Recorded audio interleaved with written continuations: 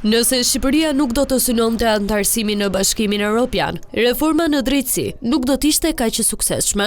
Deklarata u bë nga kryeministri Edi Rama në sesionin e hapjes së Kongresit Botëror të Ligjit. Gjatë fjalës përshëndetëse, Rama theksoi se barazia përpara ligjit tashmë nuk është diçka e paarritshme, por një realitet që po jetohet nga qytetarët shqiptar.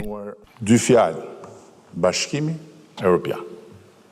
Nëse Bashkimi Evropian nuk do të ishte aty, nëse shqiptarët nuk do të dëshirojnë aq shumë Bashkimin Evropian,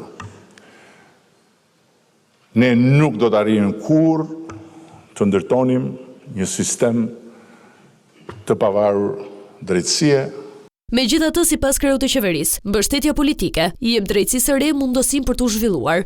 Por në ndërkohë, ajo çka duhet të garantohet në mënyrë të pa lëkundur është që procesi të mbështetet, që do të thotë nga pushteti politik.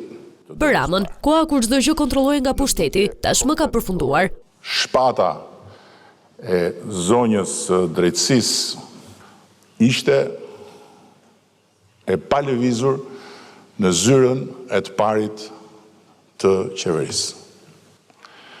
Dhe në vitin 2013 ne bëm atë që s'kishte guxuar ta bënte askush më parë. Pjesë e takimit ishte dhe presidenti i shoqatës botërore të juristëve Javier Cremades, i cili vuri në dukje dhe sfidat me të cilat përballen togat e zeza.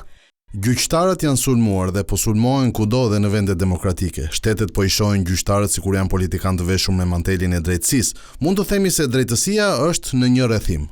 Sesioni hapës shënon nisjen e një serie aktivitetesh që do të kulmojnë me organizimin e Kongresit Botëror të Ligjit në Tiranë vitin e ardhshëm.